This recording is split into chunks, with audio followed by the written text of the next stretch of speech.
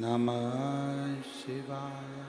ओम नमः शिवाय। विश्वनाथ भगवान की, महाकालेश्वर भगवान की, ओंकारेश्वर भगवान की जय।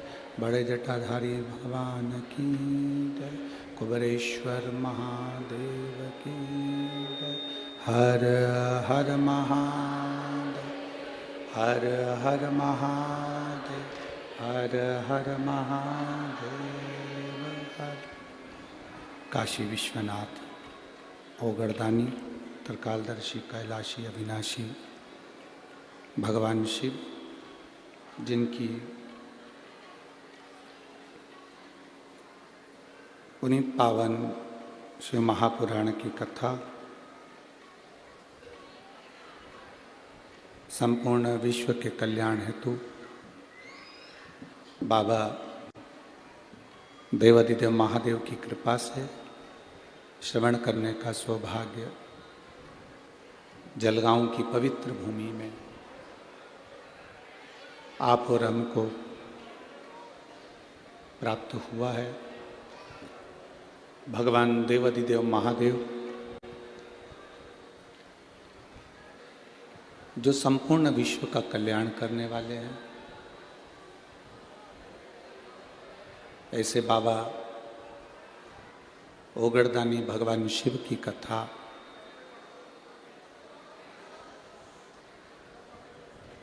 भगवान श्री धारी महादेव मंदिर के इस पवित्र प्रांगण में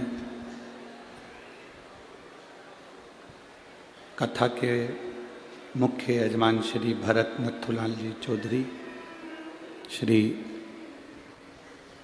जगदीश भरत जी चौधरी, श्री तुषार भरत जी चौधरी, चौधरी परिवार एवं संपूर्ण जलगांव के रहवासी की ओर से यह कथा का आयोजन हो रहा है। कथा मंडप में विराजमान श्रीमान गुलाबराव जी पाटिल, जिला पालक मंत्री जलगांव महाराष्ट्र से एवं मुख्य अतिथि के रूप में पधारी ताई, आप सभी को एक बार जोरदार ताली बजाकर स्वागत वंदन अभिनंदन। भगवान शिव की कृपा, उनकी उदारता, उनकी दया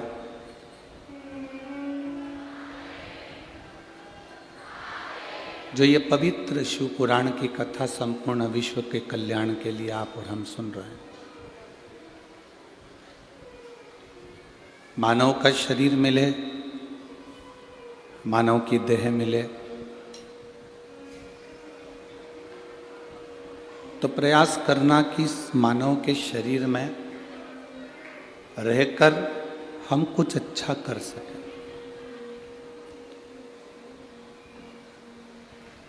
शरीर जो मिला है इसका उपयोग हम सही,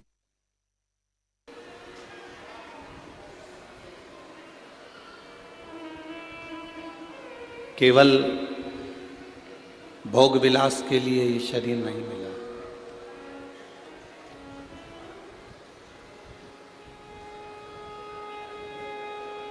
भोग विलास तो एक जानवर भी कर लेता है, एक पशु पक्षी भी कर लेता है,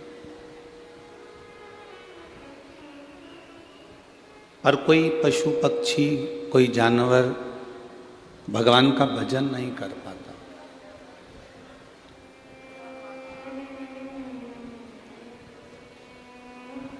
इस शरीर से केवल भोग में डूबे रहना, वासना में डूबे रहना, तृष्णा में डूबे रहना, काम में डूबे रहना मूल नहीं है।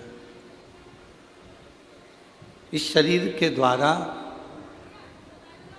जो 5 कर्मेंद्री भगवान ने दी है, 5 ज्ञानेंद्री भगवान ने दी है और एक मन परमात्मा ने दिया है, ये 11 इंद्रियां जो हमको भगवान ने प्रदान करी है, इन इंद्रियों का सही उपयोग हम कर सकें।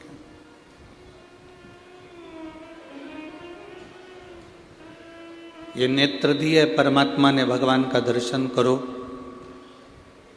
अच्छा दर्शन देखो।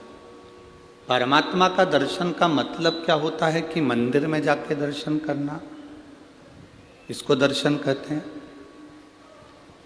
संत के दरवाजे पर जाकर दर्शन करना, इसको दर्शन कहते हैं। दर्शन का मतलब दुनिया के लोग जानते ही नहीं। उन्होंने तो एक चीज बना कर रखी है कि हम मंदिर में जाएंगे तो दर्शन होगा, संत के दरवाजे जाएंगे तो दर्शन होगा, कथा में जाएंगे तो दर्शन होगा, कहीं सत्संग में पहुंचेंगे तो दर्शन होगा। शिव महापुराण में इस दर्शन की बात नहीं कही गई। शिव महापुराण में इस दर्शन का वर्णन नहीं किया गया। शिव महापुराण में दर्शन की जो बात कही गई है वो दर्शन की मूलता कही गई। दर्शन का मतलब क्या होता है कि मंदिर में जाकर भगवान का दर्शन करना, या शिवालय में जाकर भगवान का दर्शन करना, या कहीं संत के दरवाजे पर जाकर दर्शन करना, ना ना। शिव महापुराण में कहा गया, आपके नजदीक में जो रह रहा है, आपकी बहू हो, आपकी सास हो, आपका ससुर हो, आपका पति हो, आपकी पत्नी हो, आपका बेटा हो, आपकी बेटी हो, आपकी बहू हो, आपके काका जी हो, काकी जी हो, मामा जी हो, मामी जी हो, बुआ जी हो, फूफा जी हो, बहन बेटी, नाते रिश्ते, अड़ोसी पड़ोसी, कुटुंब, कबीला, मोहल्ला, खेड़ा, गांव, जिनसे आप मिल रहे। दर्शन का मतलब अपन कहते हैं कि भगवान का दर्शन करो। दर्शन का मतलब यह होता है कि हम जिससे मिलें उस समय हम परमात्मा को देख लें, तो समझो कि हमने दर्शन किया। अब हम पाषाण की मूर्ति में तो भगवान देख रहे हैं, वृक्ष में तो हम भगवान देख रहे हैं, कंकर में तो हम शंकर देख रहे हैं, नदी तालाब बावड़ी कुएं में तो हम भगवान देख रहे हैं। पर जरा विचार करिए, क्या हम इंसान में, इंसान में परमात्मा को, इंसान में भगवान को ढूंढने का प्रयास कर रहे हैं? हमने वो प्रयास करना छोड़ दिया। हम वो प्रयास नहीं करते। दर्शन का मतलब ये नहीं है कि आप मंदिर में गए तो भगवान का दर्शन करा। दर्शन का मतलब है जिससे मिले उसकी अच्छाई को हम देखें, ये दर्शन।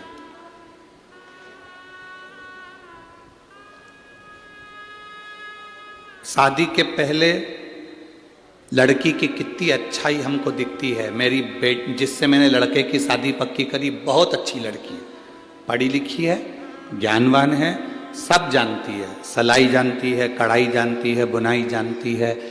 अपन जाते हैं तो आदर करती है, पानी पिलाती, प्रणाम करती, नमन करती, सब उसमें इतना संस्कार भरा हुआ है कि बहुत अच्छी लड़की है। शादी के पहले हमने उस लड़की में बहुत सारे गुण देखे। शादी के पहले हमने उस बच्ची में बहुत सारे गुण देख लिए। फिर शादी के 2 साल बाद, 6 महीने बाद, 1.5 साल बाद ऐसा क्या हो जाता है कि जिस लड़की में तुमने इतने गुण देखे उसमें अवगुण ही अवगुण नजर आते।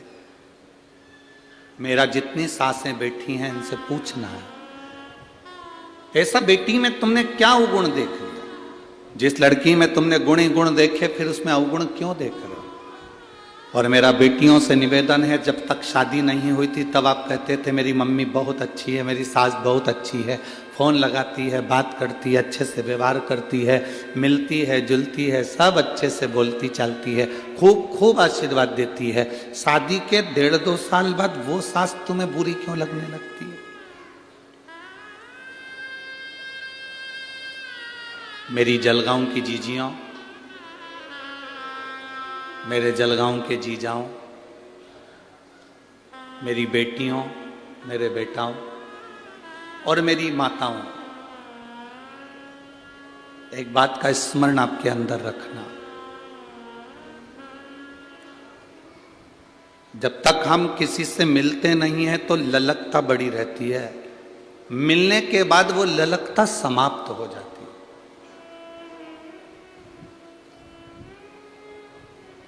वो दुनिया के दूसरे लोग होंगे जो अपनी अपनी गादी से बैठकर कहते होंगे कि दर्शन करो तो मतलब मंदिर में करो। ये व्यासपीठ शिव महापुराण की पीठ है। इस व्यासपीठ को हम व्यासपीठ मानते हैं, पर उससे ज़्यादा ये मानते हैं कि ये शंकर भगवान का कैलाश पर्वत है जिस पर कथा बोली जा रही है। और आप सब इस कैलाश पर्वत के नजदीक में बैठ के कथा का रस तत्व ग्रहण कर रहे हैं।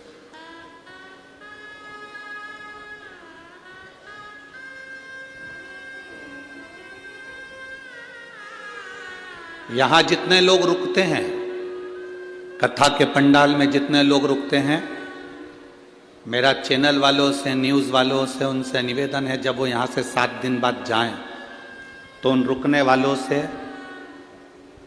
उनके मन की बात पूछना कि 7 दिन जो कथा के पंडाल में रुके, उनको 7 दिन में एक ना एक दिन शंकर के आने का, शंकर के जाने का और शंकर की प्राप्ति का अनुभव हुआ कि नहीं हुआ, उनसे पूछो।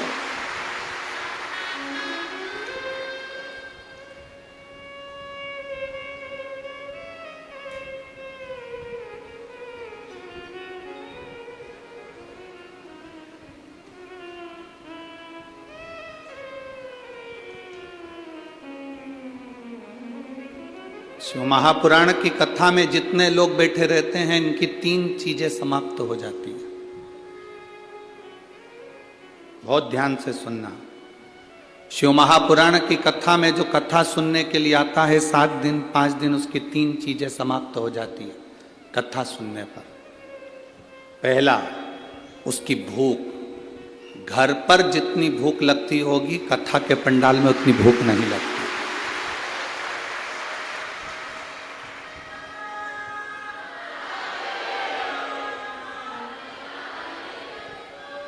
अगर भूख लगती तो ये उठकर भोजन के भंडारे में मिलती, पर सुबेरे नहा धोकर तैयार होकर वापिस पंडाल में सुबेरे 6 बजे से अपना आसन लगाकर इंतजार करने बैठ जाती है।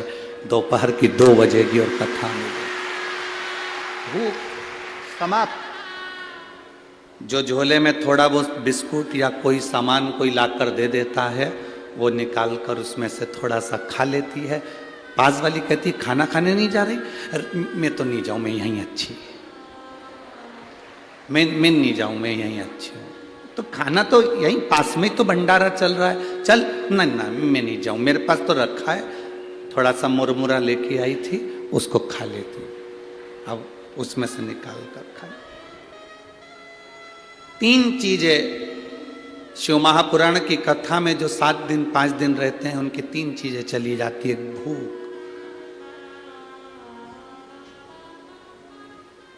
दूसरा भोग, उसका भोग।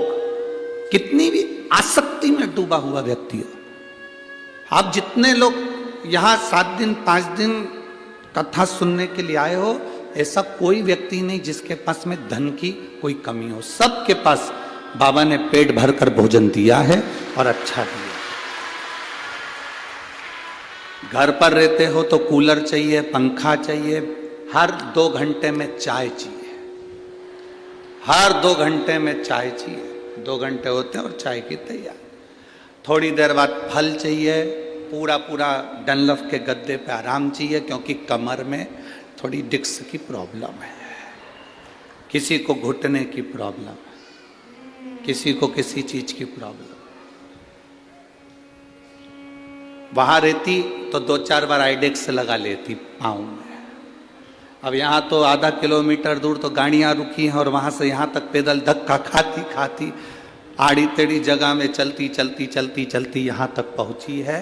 और उसमें भी बस यहाँ ना तो कोई किसी को आदर दे रहा है कि साहब आओ बैठो, ना कोई किसी से कह रहा है कि जाओ साहब। यहाँ तो तुम्हारा दिल हो तो आ, और नहीं है मन तो जा। यहाँ तो दिल की बात है। भोग समाप्त हो जाता है, भोग समाप्त।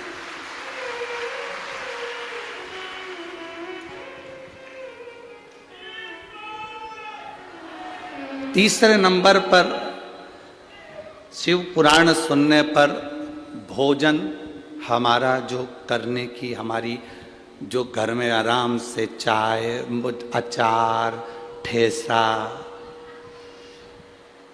सिंगदाने की चटनी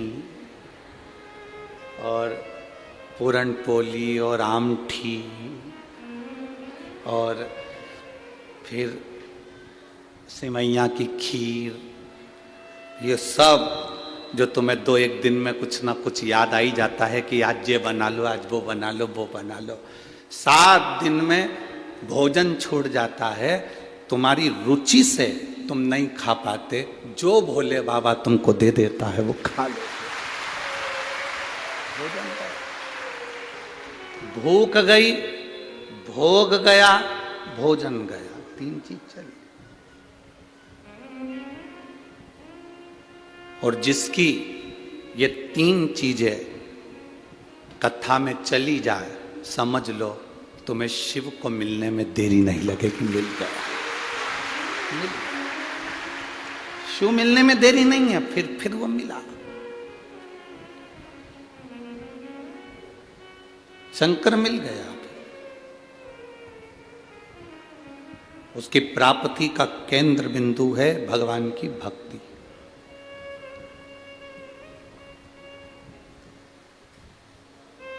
दर्शन का मतलब ये नहीं कि हम शिवालय में जा रहे हैं, दर्शन का मतलब ये नहीं कि हम मंदिर जा रहे हैं, दर्शन का मतलब ये नहीं कि हम संत के दरवाजे जा रहे हैं।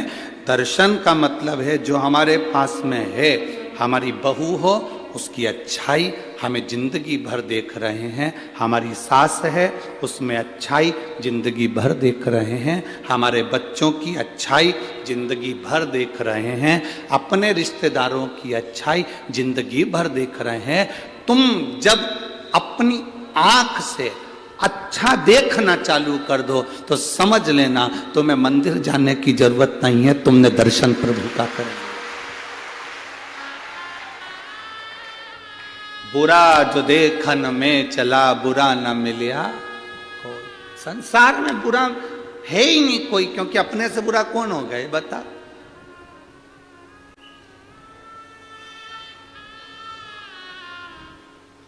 सांप काट लेता है तो उसका इलाज हो सकता है।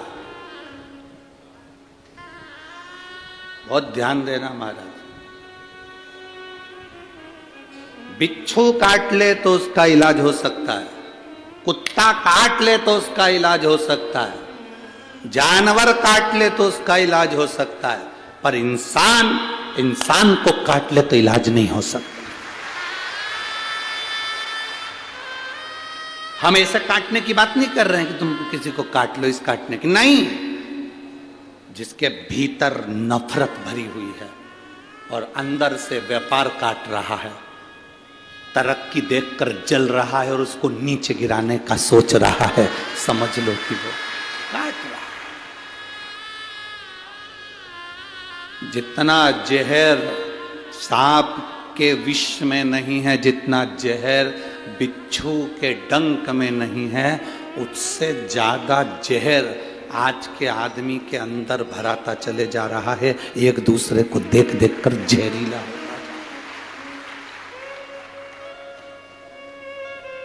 ए मेरी जीजियों, मेरी बहुओं से निवेदन है बेटा, मेरी बेटियों से निवेदन है, मेरी बहुओं से निवेदन है, मेरी बेटियों से निवेदन है, तुम्हारे घर में जितने सदस्य हैं, सास अपशब्द कहे ना बेटा, कभी बुरा ना मानिएगा। ससुर अपशब्द कहे ना, कभी बुरा ना मानिएगा। सास अपनी पूरी दौलत उठाकर अगर अपनी जेठानी को भी दे देना तो आंख में आंसू नहीं आना चाहिए। पूरी प्रॉपर्टी उठाकर किसी को दे दे तो रोना नहीं, क्योंकि भोलेनाथ पर भरोसा रखना, वो देकर जाए। बेटियों, ये कभी मत सोचना कि तुम्हारी सास ननन को स्नेह करती है, हमसे तो बात तक नहीं करती। जो घर में नई साड़ी आती है वो ननन को उठाकर दे देती है, कुछ आया तो ननन को उठाकर दे देती है। दे देने दो, तुम टेंशन मत लो। कई माताएं कहती हैं मेरा पति कमा कमा कर मरे जा रहा है और मेरी सास उठा उठा कर दिए जा रही है। ये जान लेना कि तुम्हारे पति का पूर्व का कोई कर्जा होगा, तो ये सब रिश्तेदार उसको निचोड़ निचोड़ कर लेकर जा रहे हैं। ये पूर्व का कर्जा होगा तुम्हारा, जो आज निचोड़ कर लेकर जा रहे हैं। इतना बड़ा दिल रखना, इतना बड़ा दिल रखना, सास किसी को उठाकर पूरी प्रॉपर्टी भी दे दे तो चिंता मत करना। नानी बाई के मायरे में कथा आती है, नरसिंह मेहता की भाभी ने पूरी जायदाद जय कुंवर बाई की अपने कर ली थी और नरसिंह मेहता और माणिक गौरी को धक्के देकर निकाल दिया। नरसिंह मेहता की पत्नी को धक्के देकर निकाल दिया, नरसिंह मेहता को धक्के देकर निकाल दिया। और नरसिंह मेहता की जो भाभी थी उसने पूरी प्रॉपर्टी अपनी कर ली, पूरा सोना चांदी हीरा पन्ना सब अपना कर लिया, बाद में इनको धक्के मारकर निकाल दिया। जरा विचार करना, जिसको धक्के मारकर निकाला था वो नरसिंह मेहता रोते रोते शंकर जी के मंदिर में गया था। अगर आपने नानी बाई का मायरा सुना होगा तो उसमें लिखा है, नरसिंह मेहता रोते रोते शिव जी के मंदिर में गया था। नरसिंह मेहता सांवरिया का भजन करता था, सांवरिया का पूजन करता था, सांवरिया की भक्ति करता था, पर जिस समय उसे घर से निकाला तो वो शंकर के मंदिर में गया। शिव मंदिर में जाकर शंकर के शिवलिंग से लिपट कर रोता रहा, आंख से आंसू बहते रहे, मुख से कुछ कहा नहीं। संसार के लोग उससे कहते हैं जो तुम्हारी सुनता ही नहीं है। तुम्हारे को दुख आया, परिवार वालों से कहा, परिवार वाले क्या कर लेंगे? तुम्हारे ऊपर कष्ट आया, तकलीफ आई, परिवार वाले क्या कर लेंगे? तुम्हारे जीवन में तकलीफें बढ़ी, कष्ट बढ़ा, परिवार वालों से कहा, क्या कर लेंगे? आपने अपना दुख उसको सुनाया जो कुछ नहीं कर सकता। अगर ये दुख जैसे नरसिंह मेहता ने शंकर जी के शिवलिंग का स्पर्श कर कर गले लगकर उसको सुना दिया तो देवाधिदेव महादेव ने नैया पार लगा दी, उसने नैया पार कर दी। सारी प्रॉपर्टी नरसिंह मेहता के बड़े भाई ने रख ली, बड़ी भाभी ने रख ली, नरसिंह मेहता को धक्के देकर निकाल दिया। शंकर जी के मंदिर में नरसिंह मेहता पड़ा रहा। समय आया, नरसिंह मेहता के लिए शिव जी प्रसन्न हो गए। दुनिया का पहला संत था जो मरा नहीं था, सात शरीर बैकुंठ गौलोक धाम तक गया था, शंकर जी के साथ भगवान का दर्शन करने गया था। दुनिया का पहला संत नरसिंह मेहता था। क्या दिया भगवान भोलेनाथ ने? सारी दुनिया का धन दौलत संपदा सब भोलेनाथ ने नरसिंह जी को दे दी, सांवरिया जी के कहने पर। अब इसके पास में, माणिक गौरी के पास में, धीरे धीरे नरसिंह जी के घर में धीरे धीरे मकान जमीन जायदाद सब बढ़ गई। सास उसको दे गई थी, दे दे, उसको कुछ मिल गया था, मिल जाए।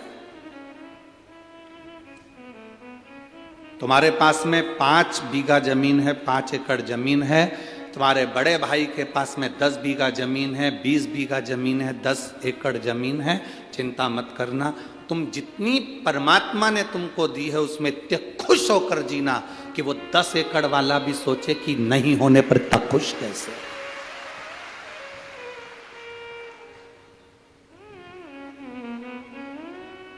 आज हमारे वो सूरत वाले सोमानी जी आए थे तो वो कह रहे थे, गुरुजी एक हमारी पास वाली में कोई पड़ोस में रहती है और वो बहुत साधारण है, बहुत साधारण, बहुत दुखी है, शायद जिंदगी में सबसे ज्यादा दुखी वही है। उसने शिव जी का नाम लेकर अपने बच्चों को पालने के लिए, परिवार को पालने के लिए थोड़ा बहुत मठरी और ये चकली और नमकीन का काम चालू करा, उसने ये भेजा है गुरुदेव। पर गुरुजी सोमानी जी कह रहे थे सूरत वाले कि इतना दुख था, पहले रोती थी। शिव महापुराण की कथा सुनने के बाद उसने एक संकल्प ले लिया शंकर जी के मंदिर में कि आज के बाद किसी के सामने नहीं रोऊंगी, रोऊंगी तो मेरे महादेव के पास में जाकर रोऊंगी। अब जब भी किसी रिश्तेदार से मिलने के लिए या कोई रिश्तेदार मिलने के लिए आता है तो इतनी हंसती है, प्रसन्न होती है, खुश होती है, इतनी प्रसन्न कि रिश्तेदार सोचते हैं कि इसकी जिंदगी में इतना दुख है और इसके बाद इतनी खुश कैसे रह लेती है। बाबा आप कहते हो ना कि शंकर जी के सामने खुश होकर जाना, भले जिंदगी में कितना भी दुख हो, एक ना एक दिन बाबा आशीर्वाद दे ही देता है कि तू ऐसी खुश हमेशा रहे, ऐसी प्रसन्न हमेशा रहे, प्रसन्न होकर जाए, प्रसन्न। आप दुखी क्यों हो? ये इतने लोग लाखों की संख्या में बैठे हो, आप लोग इतने लाखों की संख्या में पहुंचे हो, आप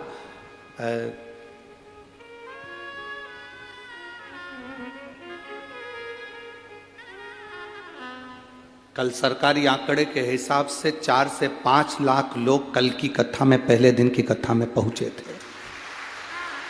5 लाख लोग कल की कथा में पहुंचे थे और आज उससे ज्यादा यहां पहुंचे हो आप।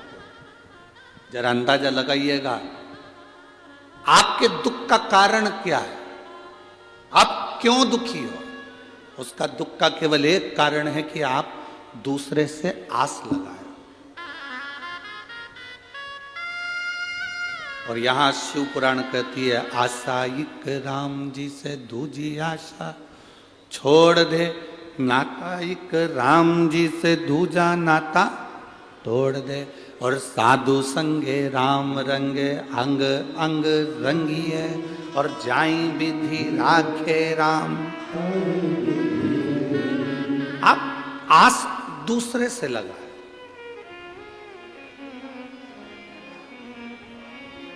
जिस दिन आपने आस लगाना दूसरे से बंद कर दी और केवल ये जान लिया कि मुझे अब दूसरे से कोई आस नहीं है, सास आस लगा कर बैठी है अपने बच्चों से, मेरा बेटा बड़ा होगा, मेरा ध्यान रखेगा, मेरी बहू आएगी गरम रोटी खिलाएगी। अब वो गरम रोटी खिला रही है कि गरम डंडा खिला रही है, आस ज्यादा लगा ली थी इसलिए ऐसा हुआ।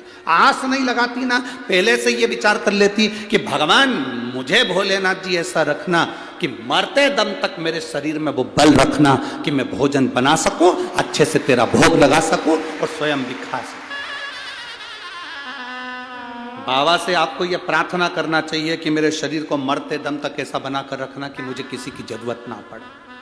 पर तुम आस लगा कर बैठी, मेरी बहू आएगी मुझे गरम रोटी देगी, मेरी बहू आएगी ऐसा होगा, मेरा बेटा ऐसा करेगा, पोता ऐसा करेगा, रिश्तेदार ऐसा करेंगे। घर में शादी आई तो मन में आ गया मेरे मायके वाले मायरा इतना सारा लेकर आएंगे, इतना मायरा लेके आएंगे, और मालूम पड़े 4 साड़ी लेकर आ गए तो दिल टूट गया। क्यों इतनी आस लगा कर बैठे हो दूसरे से?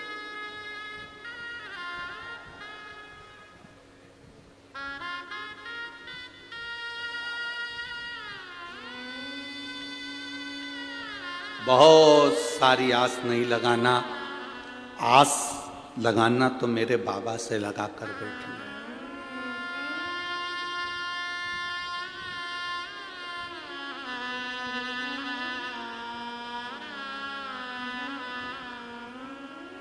कुंडलियां, जितनी पत्रिका आप दिखाते हो, जितनी कुंडली आप दिखाते हो, बताने वाला कितना भी विद्वान होगा हम उसको प्रणाम करते हैं, मना नहीं, पर बताने वाले की कुंडली फेल हो सकती है, दिखाने वाले की पत्रिका फेल हो सकती है, पर यह पक्का है कि महादेव की कृपा कभी फेल नहीं हो सकती। महादेव की कृपा कभी फेल नहीं।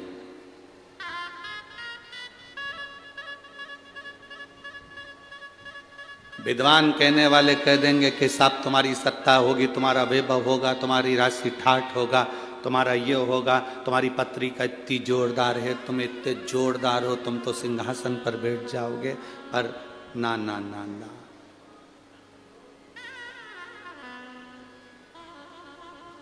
घड़ी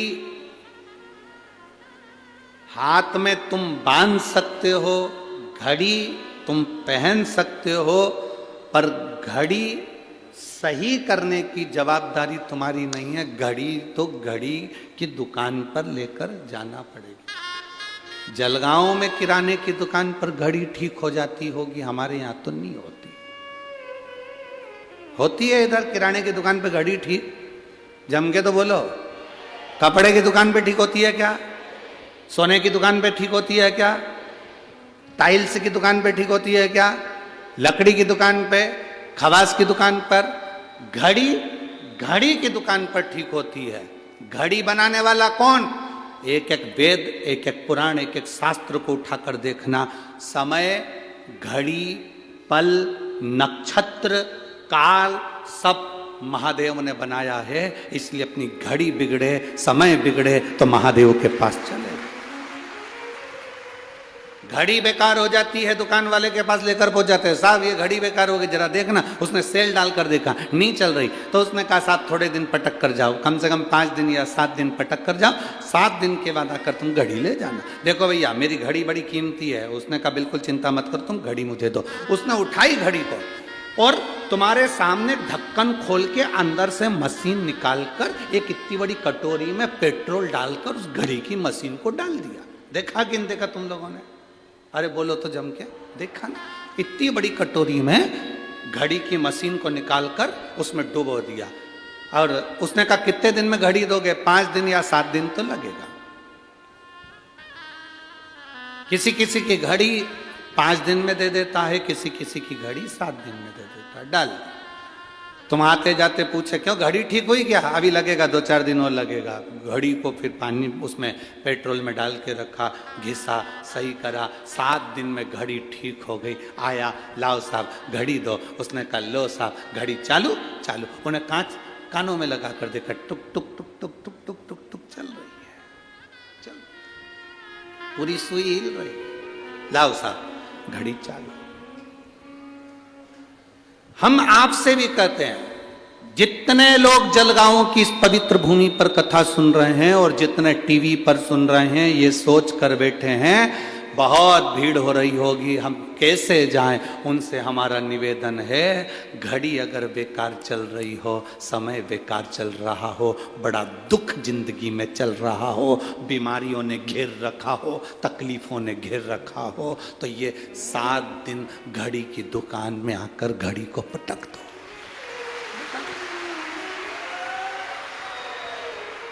7 दिन ये घड़ी की दुकान में घड़ी को पटक दो। 7 दिन तक इस आत्मा को, शरीर को, चित्त को, वृत्ति को, मन को पटको। हाँ, किसी किसी की घड़ी 7 दिन में ठीक हो जाए, किसी की 5 दिन में। जलगांव वालों को 7 दिन मिले हैं। अमरावती में 16 तारीख से दिसंबर 16 यहाँ कथा पूर्ण होगी। 11 तारीख को, 16 तारीख को अमरावती में प्रारंभ हो जाएगी दोपहर में 1 बजे से 4 बजे तक। वहाँ 5 दिन अम्बेश्वर अम्बा विदर्भ की सुंदर शिव महापुराण की कथा वहां पर प्रारंभ हो जाएगी अमरावती।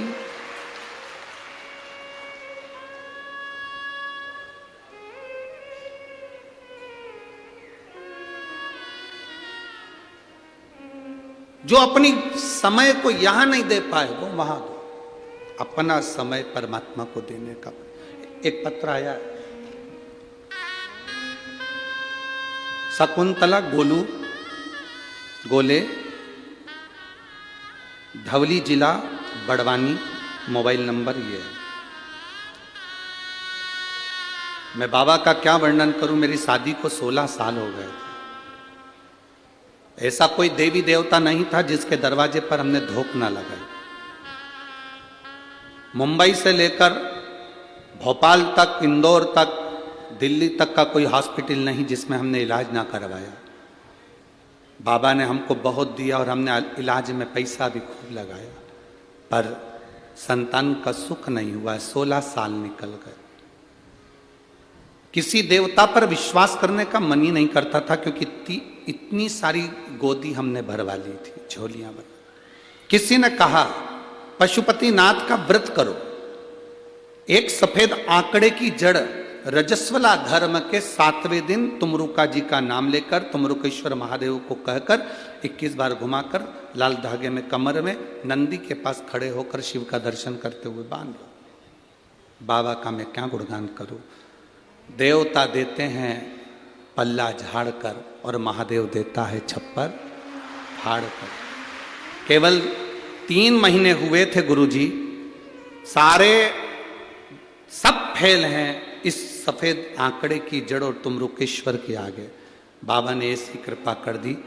28 मार्च 2023 को बाबा ने मेरे गर्भ से 2 पुत्रों को जन्म दे दिया है। ये शिव कृपा। कहीं बैठी हैं,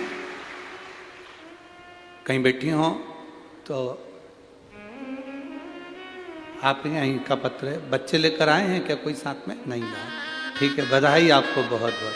बच्चों का मैं फोटो लगा रही हूँ गुरुजी, आप लोग टीवी के माध्यम से ये दोनों बच्चों को देख सकते हैं। शिव भक्ति, औघड़ी, शंभु, शंकर, त्रिकालदर्शी। बैठिए।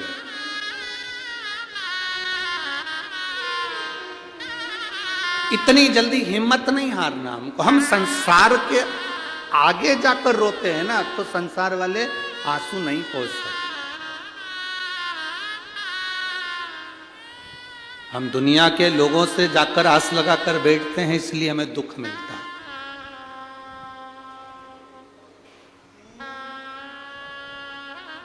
हम दुनिया से आस लगाए ना, इसलिए दुख मिला। और इस पत्र में उस बेटी ने लिखा कि आखिरी बार जब सब दूर से आस खत्म हो गई, तब मैंने भगवान शंकर का पशुपति व्रत किया, उस पर विश्वास किया, आस लगा।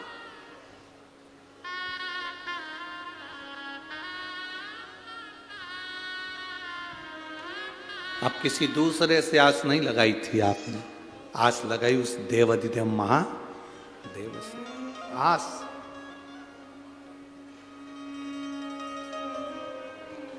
और लगन तुमसे लगा बैठे जो होगा देखा जाएगा, तुम्हें अपना बना बैठे जो होगा देखा जाएगा। आस लगा ली और बाबा ने वो आस फिर तोड़ी नहीं, बाबा ने वो आस फिर छोड़ी नहीं, फिर वो बाबा ने आस निभाई। थोड़ा बहुत तो मेरा बाबा देता ही नहीं है। तुम 1 मंजिल का मकान मांगते हो, वो 2 मंजिल बना के ही छोड़ता है, 2 मंजिल बनाकर ही छोड़ता है। थोड़ा बहुत तो देता ही नहीं है, वो बहुत कृपालु। बस आपका विश्वास प्रबल हो, सब में अच्छा देखो। कोई तुमसे कहे कि दर्शन का मतलब क्या होता है, तो आप उसको कह देना दर्शन का मतलब होता है सब में अच्छा देखना, हम किसी में बुरा ना देखें।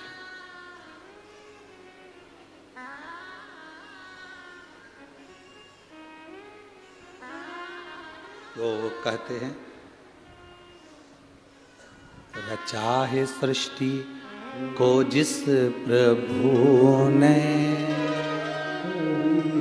वही ये सृष्टि चला रहे। जो पेड़ हमने लगाया पहले, जो पेड़ हमने लगाया पहले, उसी का फल अब हम पा रहे हैं। रचा है सृष्टि को जिस प्रभु ने, वही ये सृष्टि चला रहे। उस पर भरोसा कर लो, इतना पक्का भरोसा, फिर वो टूटे ना, फिर वो छूटना नहीं चाहिए। इतना प्रबल भरोसा होना चाहिए, इतना प्रबल। एक लड़का कोमा में चले गए, देखो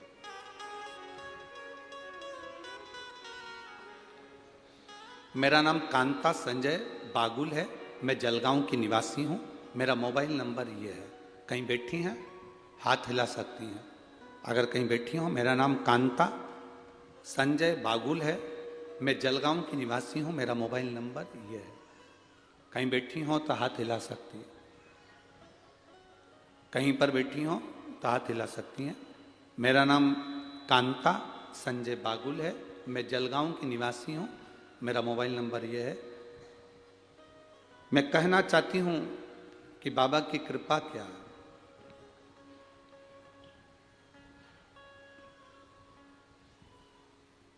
शिव महापुराण की कथा नहीं है गुरुदेव, ये शिव पुराण नहीं, हम पूरा पत्र तो बहुत बड़ा है, आप लोग भी देख रहे होंगे एलईडी पर। अब इतना बड़ा पत्र तो हम पूरा क्या बात है, जो खास चीज उन्होंने हेडलाइन पर मार्क करके दी है, लाइन लाइन बना कर दी है, उसका स्मरण करें। कहूंगी शिव पुराण नहीं है, साक्षात शिव है। जो कथा में बोलते हैं वो बाबा सुनता, ये निश्चित। गुरुदेव 22 साल का मेरा लड़का है राहुल संजय बागुल, बहुत बड़ा शंकर की कथा का भक्त है। पर बाबा आप कहते हो ना, दुनिया में सबको अपना अपना दुख आता है और वो काटना आपको ही है। छींक आपको आई है, आपको छींकना है। खांसी आपको आई है तो आपको खांसना, दुख आया आपको है तो आपको मिटाना। उसको ब्रेन हेमरेज हो गया। 22 साल का मेरा लड़का राहुल संजय बागुल, उसको ब्रेन हेमरेज हो गया। तुरंत डॉक्टर के पास जब लेकर गए तो मालूम पड़ा ब्रेन हेमरेज है। ऑपरेशन के लिए कहा गया। ऑपरेशन करने के बाद डॉक्टर ने कह दिया था कि हो सकता है ये कोमा में चले जाए और इसकी सुध चली जाए, ये जिंदगी भर पलंग पर पड़ा रहे। ठीक भी हो सकता है, पर 90% चांस यही रहते हैं कि कोमा में चले गया व्यक्ति तो जिंदगी भर ठीक नहीं होता। मेरे लड़के का हमने ऑपरेशन करवाया, वो कोमा में चले गया, पड़ा रहा, ना हाथ हिलता ना पांव हिलता, आंख में से आंसू बहता रहता। सारे इलाज फीके पड़ गए। गुरुजी 22 साल का मेरा लड़का, करूं तो करूं क्या।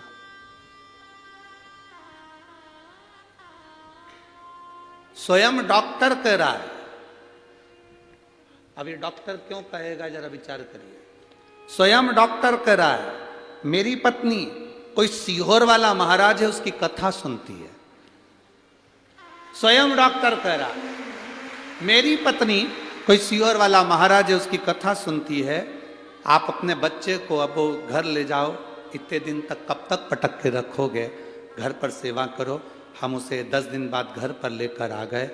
उसके कानों में डॉक्टर के कहने से हमने हेडफोन लगाया, शिव महापुराण की कथा टीवी पर चलाई, उसको हेडफोन लगाकर सुनाते रहे। घर लाने के 25 दिन बाद कथा सुनते सुनते मेरे बेटे ने अपने हाथ पैर की उंगलियां और कंपन करना प्रारंभ कर दिया।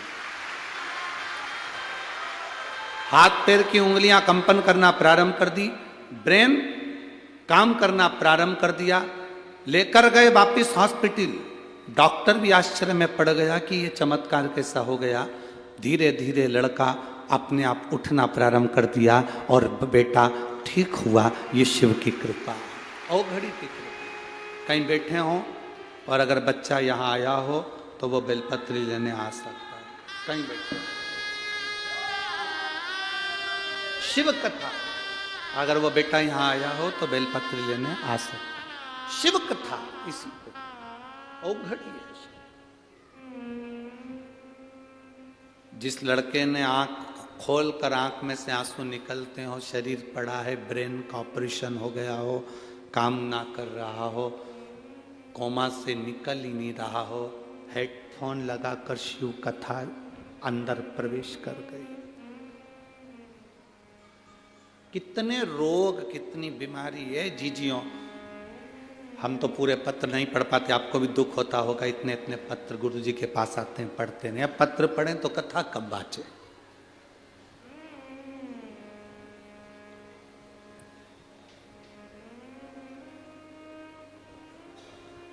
इतने पत्र पढ़ेंगे तो कथा कब बाँचे। ढेर सारे पत्र आप लोगों के आते हैं, सब यहीं छोड़कर जाते हैं। लोगों को दुख भी होता है, इतने सारे पत्र गुरुजी छोड़ जाते हैं, करें क्या उसका। हम भी प्रयास कर रहे हैं जल्दी से जल्दी। अब एक ऐसा,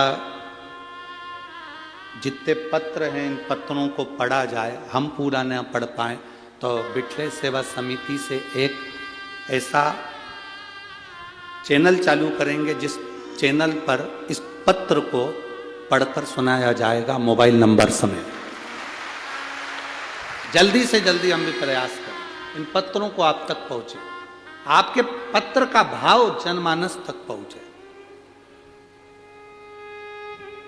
उसमें 15 से 20 मिनट प्रवचन का क्रम रहेगा और उसमें पत्र पढ़ दिए जाएं, आपके पत्र आप तक पहुंचे कि आपकी जिंदगी में शिव ने क्या करा, विथ मोबाइल नंबर समेत आप जाएं, पता करें उसके जीवन में क्या बदलाव आया, उसके जीवन में क्या।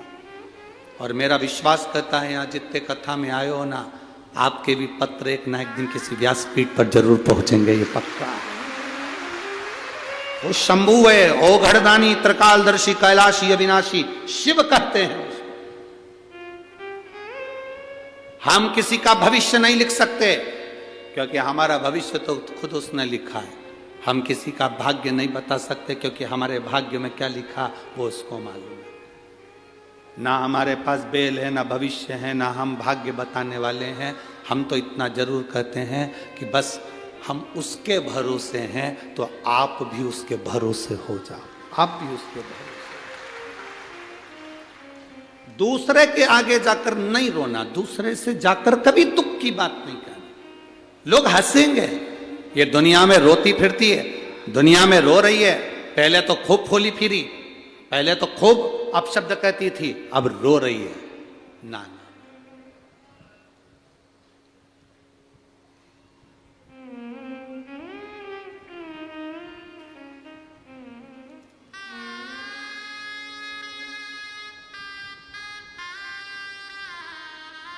जब कोई बीमारी व्यक्ति को घेरती है ना, तो उसके परिवार वाले ही कहना चालू कर देते हैं, अच्छा है कर्मदंड भोग रही है, खूब करती थी ना हरकत, इसलिए भोग रही है। शिव महापुराण की कथा कहती है, तुम्हें किसी के कर्म को बखानने का हक मेरा महादेव नहीं देता है। मेरे महादेव ने तुम्हें किसी के कर्म को बखानने का हक नहीं दिया। आप दूसरे को कह रहे हो कि अच्छा है, भोग रही है, उसने ऐसा करा इसलिए। हो सकता है आपको भोगना पड़ जाए, फिर दूसरा कहेगा तो अच्छा लगेगा, ना कहिए।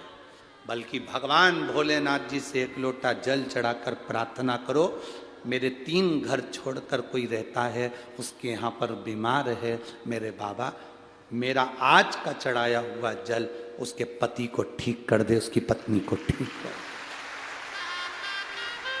एक बार शिव महापुराण की कथा में पहले कहा था, 1 लोटा जल हफ्ते में आप 1 लोटा जल भगवान को अपने लिए मत चढ़ाया करो, 1 लोटा जल हफ्ते में जो हमारी भारत की बॉर्डर पर खड़े हुए भारत के सैनिक हैं उनके लिए चढ़ाया। भारत की बॉर्डर पर खड़ा हुआ सैनिक के लिए 1 लोटा जल चढ़ना चाहिए। ये भारत की रक्षा में लगने वाला स्वास्थ्य कर्मी, चाहे डॉक्टर हो, चाहे पुलिस हो, चाहे कोई हो, वो अपनी सेवा देता है। कहीं ना कहीं किसी ना किसी रूप में उसकी भी जनहानि होती है। कोरोना जैसी महामारी में जब अपने रिश्तेदार अपने को छोड़ दिए, तब वो पोछा लगाने वाले, झाड़ू लगाने वाले, गरीब बड़े जो हॉस्पिटल में झाड़ू पोछा करते हैं, उन्होंने हमको दवाई खिलाई और हमारा उपचार किया, उनके लिए 1 लोटा जल चढ़ना चाहिए। सारे लोग अपने अपने घर में थे, पुलिस का एक एक व्यक्ति रोड पर तैनात था कोरोना काल में, और वो भी किसी का पति था, वो भी किसी का बाप था, वो भी तो खड़ा रहा। डॉक्टर अपना काम, नर्स अपना काम कर रही थी, कोई हॉस्पिटल से नर्स या डॉक्टर नहीं चले गए थे, उनके लिए भी 1 लोटा जल होना चाहिए। अपने लिए दुनिया जीती है, हम दूसरे के लिए तो जीना सीखे। मेरे शंकर भगवान दूसरे के लिए जिए। अगर खुद के लिए जिए होते तो अमृत पीते, पर सबके लिए जिए इसलिए विष पी गए और महादेव कहला गए। स्वयं खा लेना सुकृति है, छुड़ाकर खा लेना विकृति है, और बांट कर खाना ये मेरे भारत देश की संस्कृति है। अपने लिए तो दुनिया जीती है साहब, स्वयं के लिए जिए तो क्या जी।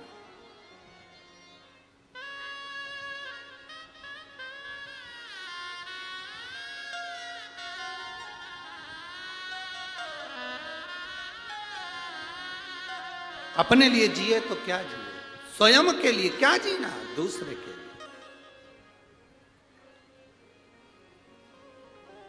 शंकर भगवान की कथा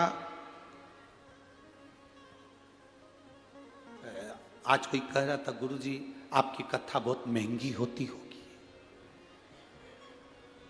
आपकी कथा बहुत महंगी होती होगी। हम उनसे कहते हैं कथा कभी महंगी नहीं होती, व्यवस्थाएं बहुत महंगी होती है।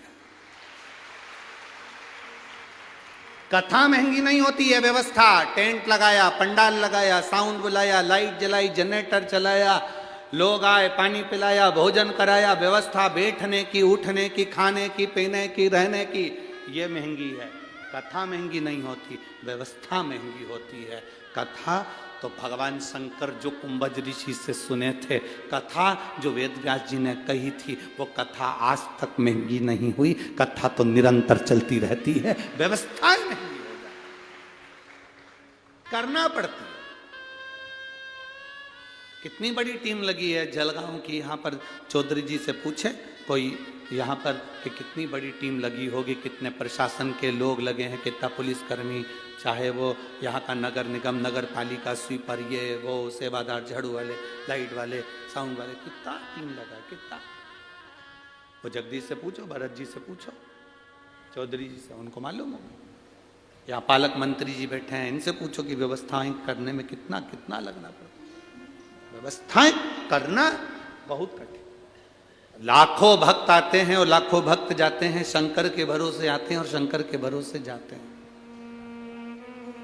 शिव के भरोसे आ रहे हैं, शिव के भरोसे जा रहे हैं, भगवान की भक्ति के साथ में। शिव महापुराण की कथा कर रही है, दर्शन को समझे हम, दर्शन की मूलता को समझे हम, दर्शन के महत्व को समझे हम कि दर्शन क्या है। दर्शन वो नहीं कि हम, दर्शन की मूलता वो नहीं है कि हम मंदिर में गए और दर्शन कर लिया। दर्शन की मूलता वो नहीं कि हम कहीं गए, संत साधु का दर्शन कर लिया। दर्शन की मूलता वो नहीं कि हम तीर्थ गए और दर्शन कर लिया। दर्शन की मूलता वो है कि हम भगवान के उस स्वरूप को संपूर्ण जनमानस में देखें, भगवान के उस स्वरूप को संपूर्ण जनमानस, भगवान के स्वरूप को हम संपूर्ण जनमानस में देखें, वो दर्शन। महाराज, चप्पे चप्पे में है झांकी भगवान की, कोई सूझ वाली आंख ही पहचान।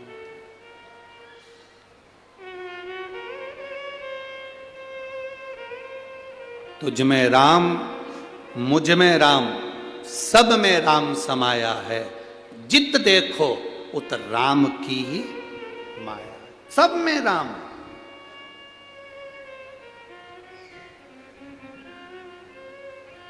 अब एक बात आपसे पूछें, ए जलगांव की जीजियों, उत्तर दोगी क्या? जम के तो बोलो जरा, दोगी ना? ठीक है।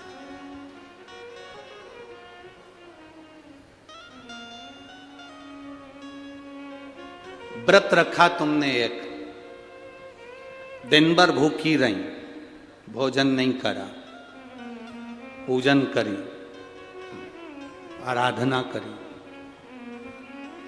कीर्तन करा, और घर में जितने लोग रह रहे हैं उनसे 24 घंटे झगड़ा करा, तो तुम्हें पूजन का फल मिल जाएगा क्या? जम के तो बोलो जरा, नहीं मिलेगा।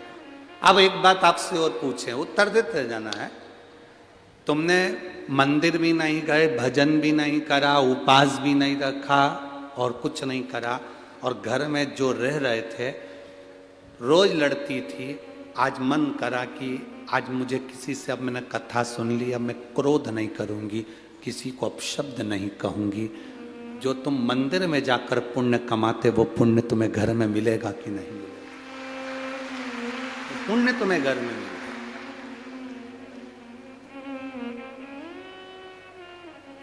एक पक्षी शाम ढलते ढलते अपने घर आ जाता है, बोलो आता है कि नहीं आता? तुम्हारे दरवाजे के बाहर आवारा कुत्ता भी घूमता रहता है, तो रात होने पर अपने ओटले पर आ जाता, अपने घर के बाहर आ जाता। पशु, जानवर, पक्षी रात अपने घर घोंसले में आ जाते हैं। गौ माता चढ़ती है तो घर आ जाती है रात होने से पहले। केवल एक मनुष्य ही है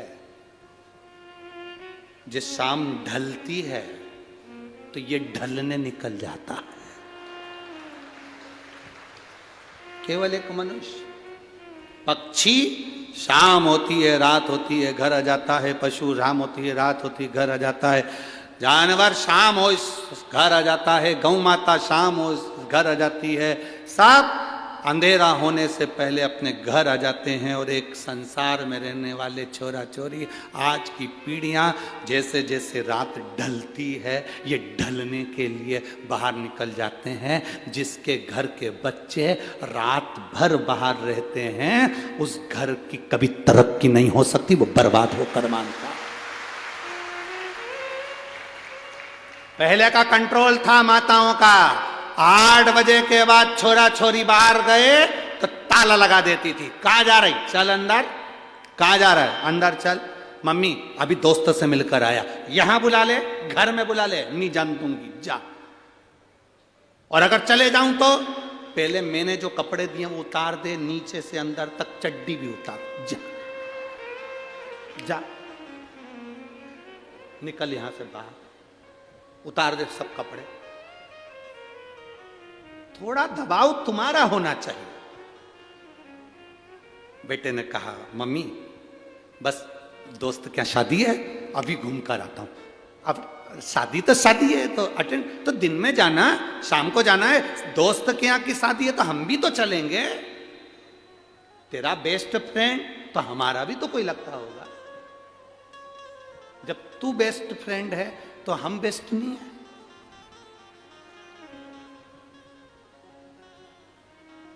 घर में माँ बाप हैं और नए नए लड़का लड़की रोड पर गाड़ी के बोनट पे केक रख के हैप्पी बर्थडे टू यू मना रहे हैं। गाड़ी के बोनट पर, गाड़ी की सीट पर केक काट रहे हैं। दुख होता है।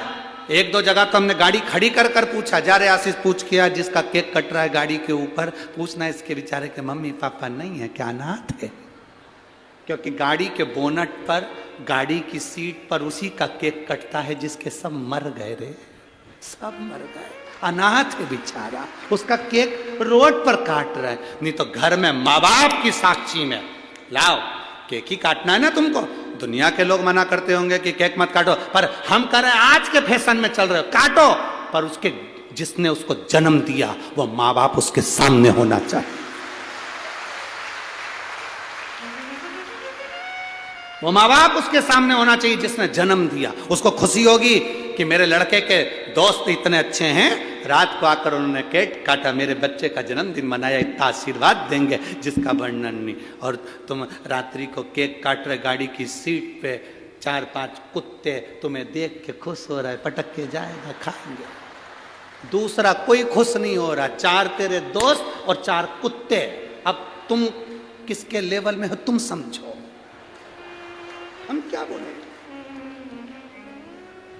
और 2-3 कुत्ते दूसरे मोहल्ले के वहीं से भौंक रहे, भौंक रहे, चिल्ला रहे कि हमारे मोहल्ले में केक कट रहा है, हमको छोड़ के जाना।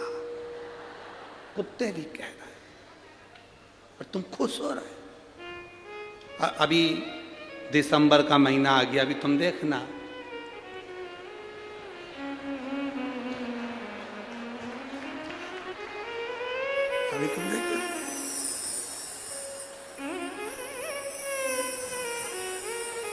Happy new year.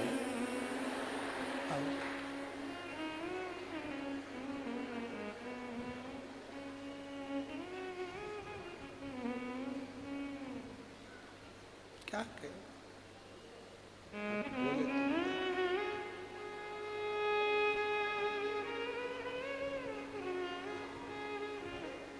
हमारा नया साल ये नहीं है। हमारा नया साल चैत्र महीने का जो आनंद है, जिसमें मेरे राघव जी प्रकट होते हैं, वो नया वर्ष है, वो नया वर्ष। और अब की बार तो आप लोगों के चौगनी खुशी होना चाहिए कि हमारे भारत की भूमि के अवध के राजा 22 जनवरी को बैठ रहे हैं।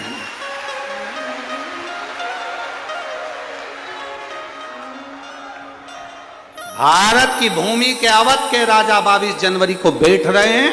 ये प्रसन्नता होना चाहिए पूरे भारत देश में। अपने अपने दरवाजे को सजा लो, रंगोलियां डाल लो। जब राम आए थे तो दीपावली मनाई गई थी, वो दिवाली 22 जनवरी को मनाना चाहिए। अवध में राम बैठे, समझ लेना कि अब हमारा राजा बैठ रहा है इस भारत की भूमि को संभालने के लिए। सहज नहीं, बस अब उसको बैठने में देरी नहीं है। खूब खुशियां मनाओ, आनंद पाओ। हमने भी सोचा है 22 जनवरी को जब राम जी अवध में बैठेंगे तो कुबेरेश्वर धाम को भी दियों से, लाइटिंग से, रेजर लाइटिंग से खूब सज्जित किया जाएगा। खूब सुंदर सुंदर आयोजन कुबेरेश्वर धाम पर भी 22 जनवरी को। आनंद की लहर, आनंद। आप लोग अयोध्या नहीं जा सकते तो सीहोर आ जाना हो। तो 22 जनवरी को वहां भी बहुत आनंद के साथ एक दिवसीय खूब रात्रि को लाइटिंग महोत्सव, बाबा का अभिषेक, पूजन अर्चना खूब धूमधाम से कर, भक्ति के साथ शिव तत्व की प्राप्ति। महाराज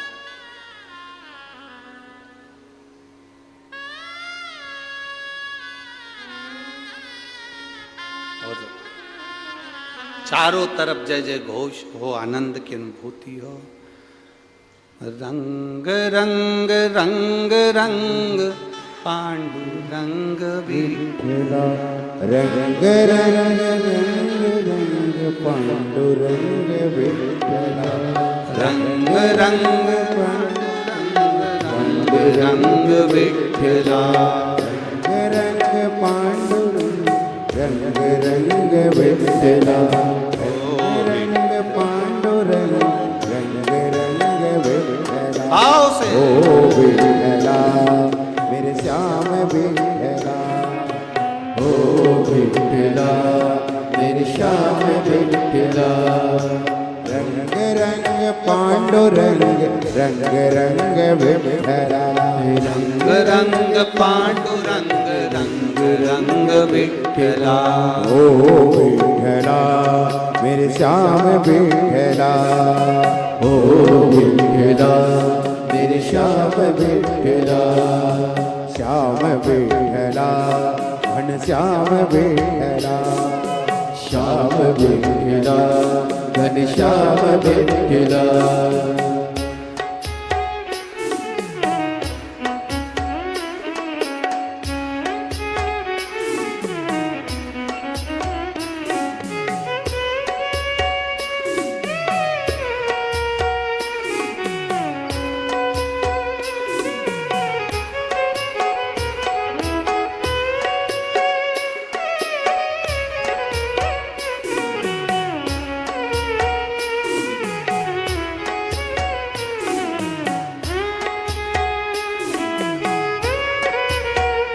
जय हो।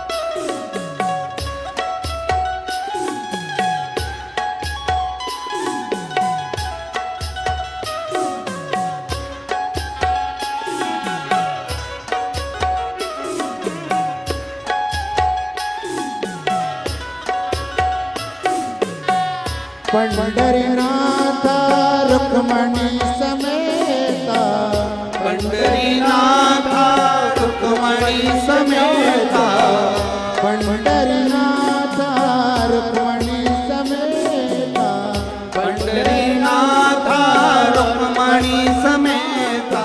रंग रंग पांडुरंग रंग रंग भक्त, रंग रंग भक्त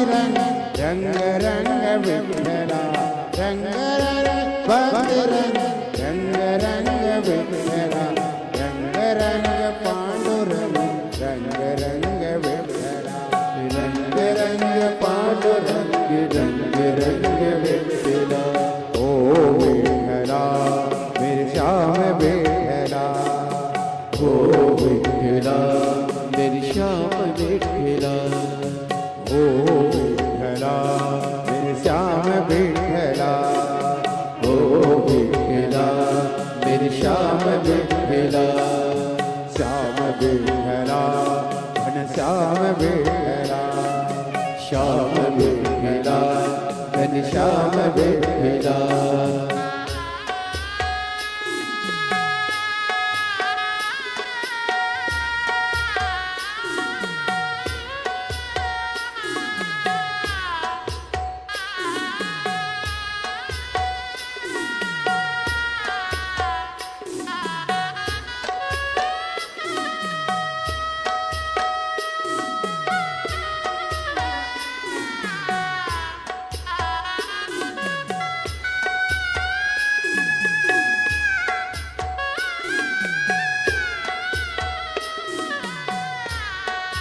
राधे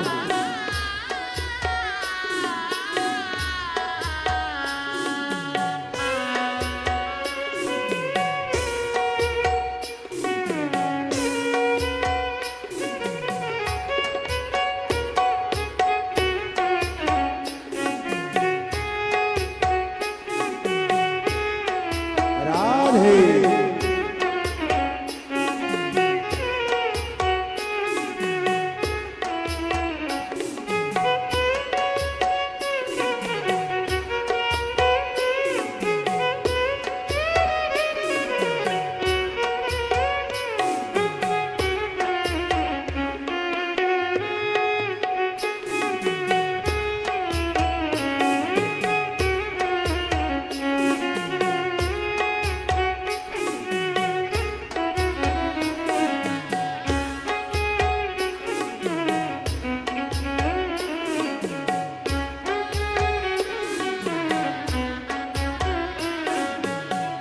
पंडलपुर में पंडलपुर में आप विराजे पंडलपुर में आप विराजे पंडलपुर में आप विराजे पंडलपुर में आप विराजे आप विराजे थाने रुकमा साजे आप विराजे थाने रुकमा साजे पंडलपुर में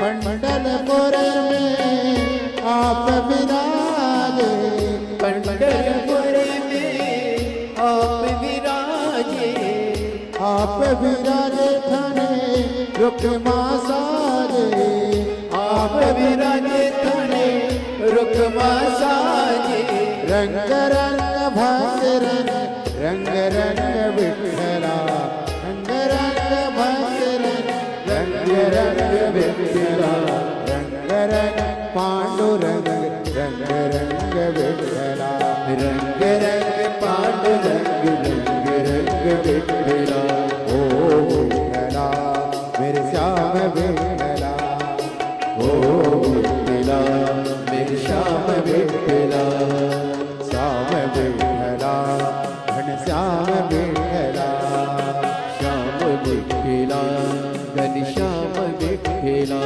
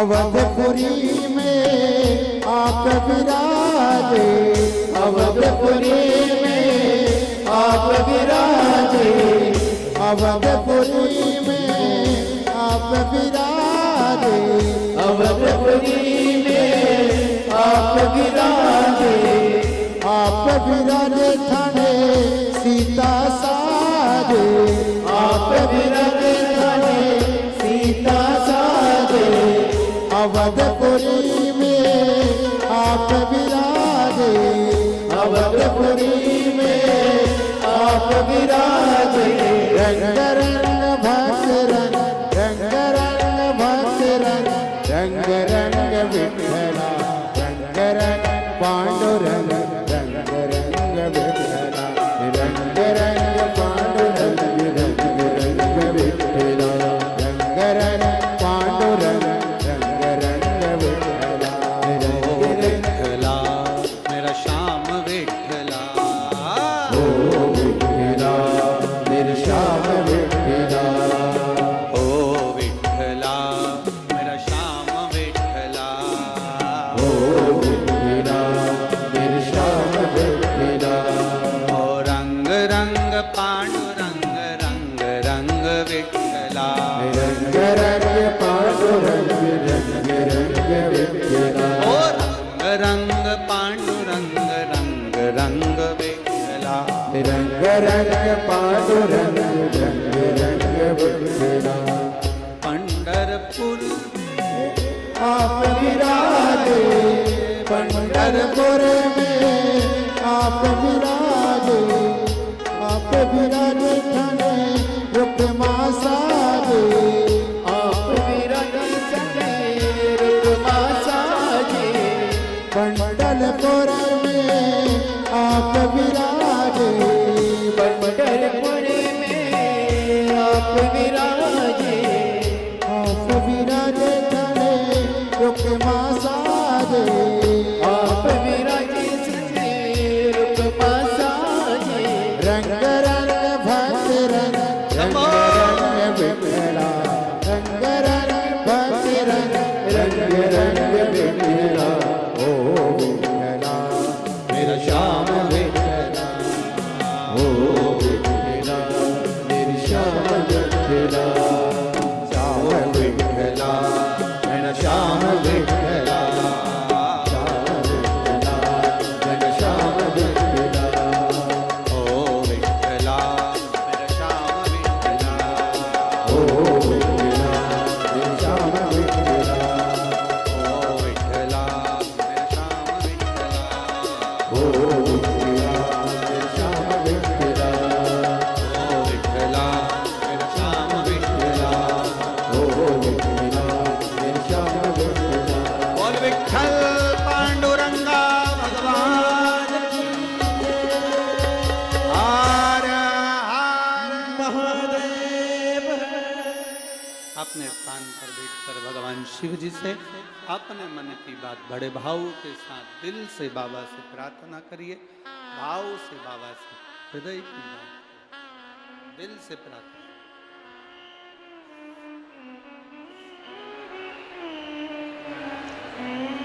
जहाँ जगह मिले वहाँ बैठकर भाव के साथ बाबा से अपने मन की बात।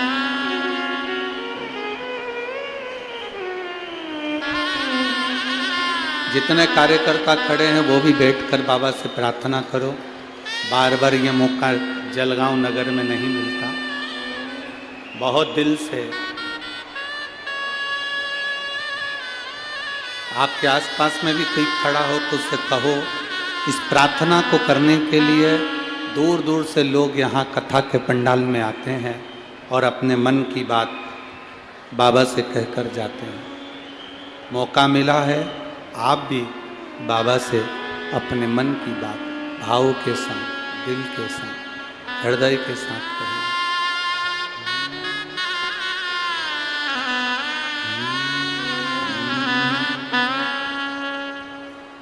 श्री शिवाय नमस्तु। श्री शिवाय शिवाय नमस्तु श्री शिवाय नमस्तु श्री शिवाय नमस्तु श्री शिवाय नमस्तु भोला सब दुख काटो ओ भोला सब दुख काटो शिव शंकर जपो तेरी माला भोले बाबा जपो तेरी माला भोला सब दुख काटो ओ भोला सब दुख काटो वेश है मंगलकारी वेश है मंगलकारी शमशान वासी हमारा शमशान वासी ओ सब दुख काटो ओ सब दुख काटो। शिव कथा कह रही है, भगवान शंकर का संवाद कर रहा है। ब्रह्मा जी को थोड़ा सा अहम आया। अभी आपको कथा में कहा था कि अच्छा देखो अच्छा मिलेगा। ब्रह्मदेव नहीं देख पाए। ब्रह्मा जी के भीतर थोड़ा सा अहंकार जागृत हो गया, अहम जागृत हो गया। ब्रह्मदेव के भीतर अहंकार। भगवान विष्णु से पूछा, रिटर्न बढ़ाओ। भगवान विष्णु से पूछा आपके पिता कौन है? भगवान विष्णु ने कहा मेरे पिता स्वयं देव अधिदेव महादेव है। स्वयं शिव पिता? हाँ, परीक्षा करने के लिए, पिता को जानने के लिए एक पर्वत को घुमाया और उस पर्वत से शिवलिंग की आकृति उत्पन्न हुई।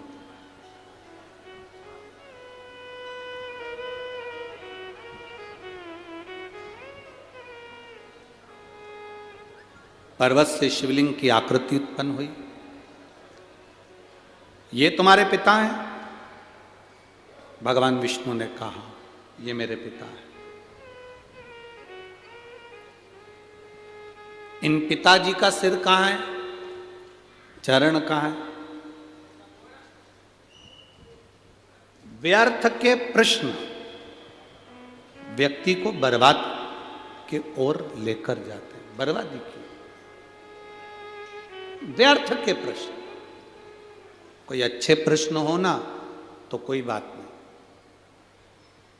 अगर कोई व्यर्थ के प्रश्न करे तो फिर तो बेकार।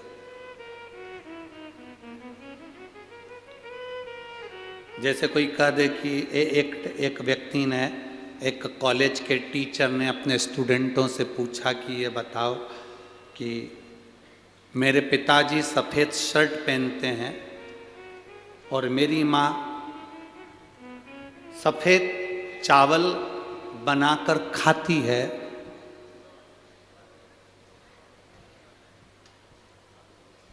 तो मेरी उम्र कितनी है?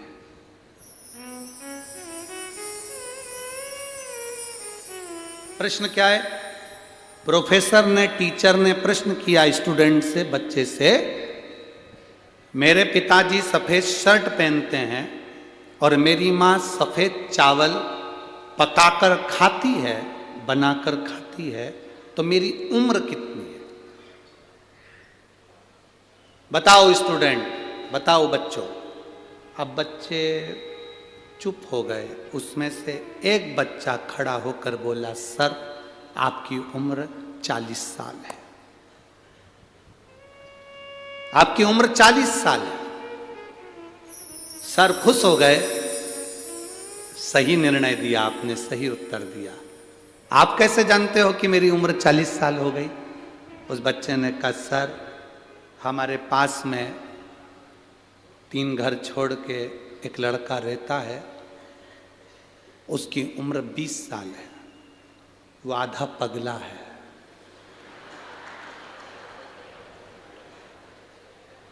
आपकी उम्र 40 साल है, मतलब आप पूरे पगले हो। ये कोई प्रश्न है? ये कोई प्रश्न है कि पिताजी सफेद कुर्ता पहनते हैं, सफेद शर्ट पहनते हैं, माँ सफेद चावल खाती है, तो हमारी उम्र बताओ। अब ब्रह्मा जी ने भी ऐसी प्रश्न कर लिया भगवान विष्णु से, तुम्हारे ये शिवलिंग तुम्हारा पिताजी है, इसका सिर कहाँ है, इसका पांव कहाँ है, बता। अब ऐसे फालतू के प्रश्न करोगे तो फिर बाद में कष्ट तो भोगना ही है।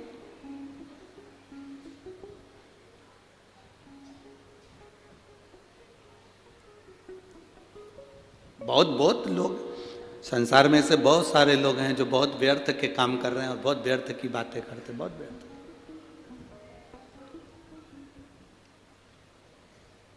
बहुत व्यर्थ की बात।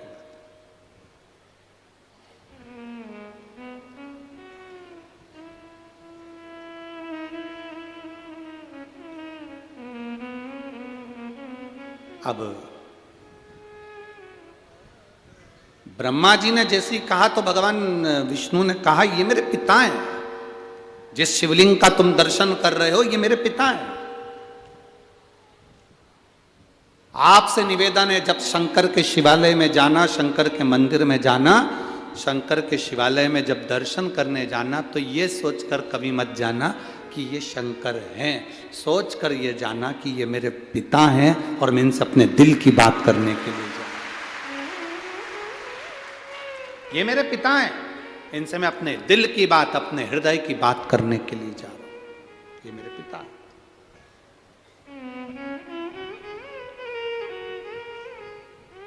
जब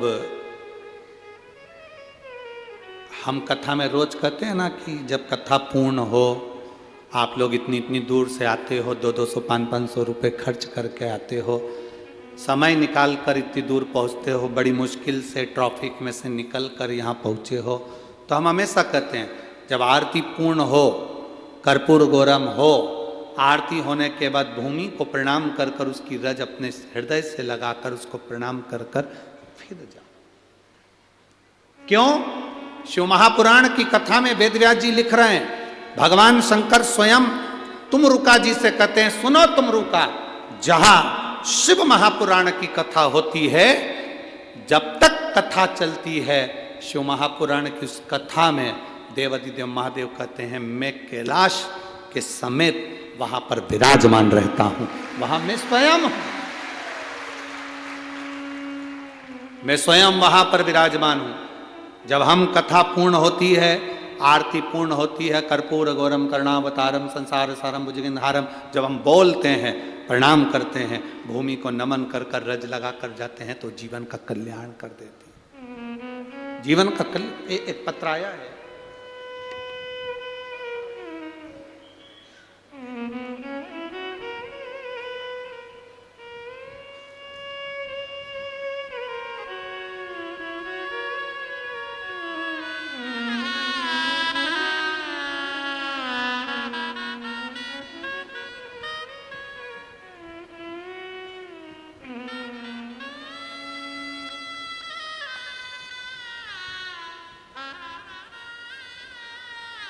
मैं दीपक सतीश सोनवड़े,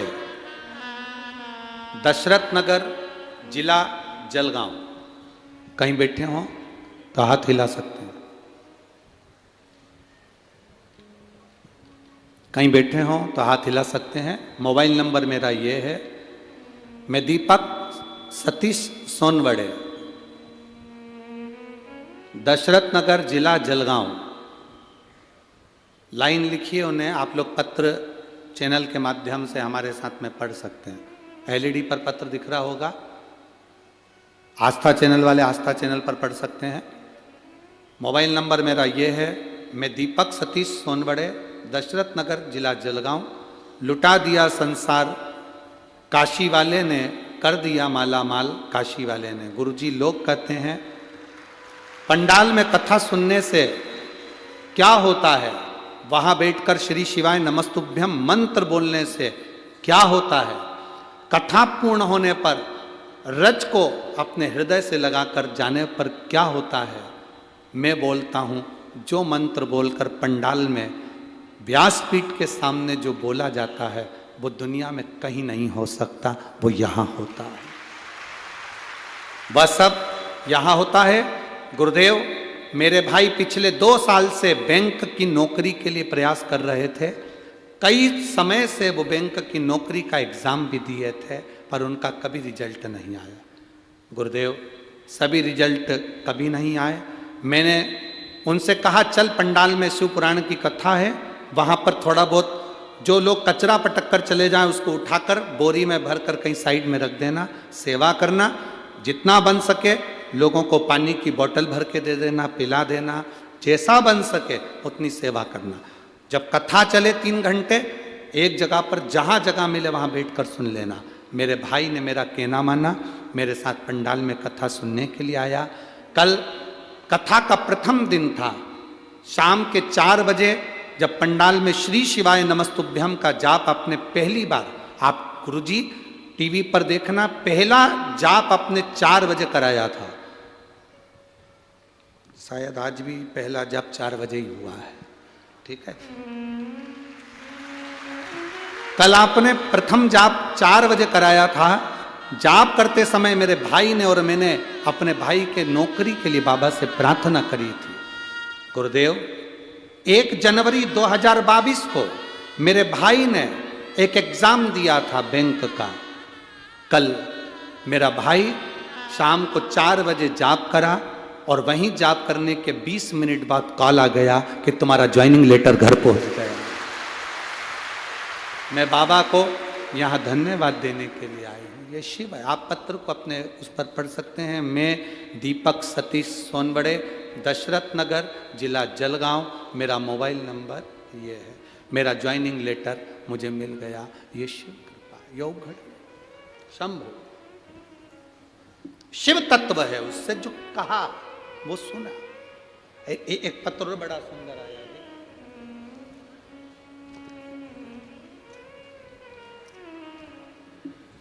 मेरा नाम स्वाति किशोर शिंदे है। पोस्ट उंदीर खे के जिला, क्या लिखा है? उंदीर रखे के, तुम समझ गए क्या? बस तो फिर बात खत्म हो गई। ठीक है, कहीं बैठी हैं क्या? स्वाति किशोर शिंदे कहीं बैठी हो तो हाथ हिला सकती हैं। मेरा नाम स्वाति किशोर शिंदे। आप लोग पत्र मोबाइल पर और आपके टीवी पर स्क्रीन पर पढ़िए साथ में। मेरा नाम स्वाति किशोर शिंदे है, जिनका फोटो भी लगाया गया है। अगर वो आई हो तो हाथ हिला सकती हैं, ठीक है। पोस्ट डैश डैश डैश, ठीक है। जिला जलगांव, महाराष्ट्र, तहसील पारोला। मोबाइल नंबर ये। 2022 में जुलाई के महीने में पता चला कि मेरे शरीर में गठान हो गई। गठान का इलाज चल ही रहा था कि शरीर में बहुत सारी गठान हो गई। बहुत सारी गठान देखी तो शरीर बहुत बुरा सा लगने लगा। हम डॉक्टर को दिखाने के लिए गए तो जब ख्याल आया कि इसको डॉक्टर को दिखाना चाहिए, क्योंकि गले में गठान और बड़ी सी हो गई थी। दिखाया। धूलिया में सिद्धि विनायक अस्पताल में चेक कराने के लिए गए। डॉक्टर ने कहा 1 गठान निकालना पड़ेगी, उसकी चेकअप होगा। गठान निकाली गई, चेकअप के लिए भेजी गई तो ब्लड कैंसर था, और ब्लड कैंसर भी 4th स्टेज का था। आप लोग पत्र में पढ़ रहे होंगे, पत्र में लिखा है 4th स्टेज का कैंसर है। फिर डॉक्टर ने कहा तुम्हें केमो लगाना होगा। फिर नासिक के श्री गुरुजी अस्पताल में गई, वहाँ भी जांच करी। जांच करने के बाद डॉक्टर ने कहा कि 6 केमो लगेंगे। फिर मैंने 2022 अगस्त में पहला केमो लिया।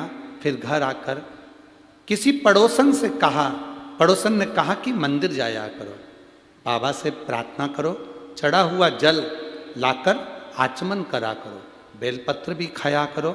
मैं वैसे ही करती गई। पड़ोस वाले कहते थे सीहोर जाओ, बाबा का रुद्राक्ष लेकर आओ। हम गए, बाबा का रुद्राक्ष लाए, विनती करी, और विनती कर कर बाबा का रुद्राक्ष लेकर जब आए, विनती कर कर उस रुद्राक्ष का वर्णन क्या करें गुरुदेव, तांबे के कलश में गलाना, शिव जी को जल चढ़ाना, और बाबा की कृपा से बाबा ने ऐसी कृपा करी। आज दूसरी बार जांच करने के लिए गई तो डॉक्टर ने कहा तुम्हारे शरीर में कैंसर नहीं है। बाबा की कृपा से प्रणाम करने के लिए। ये शिव है, औघड़ी शंभु।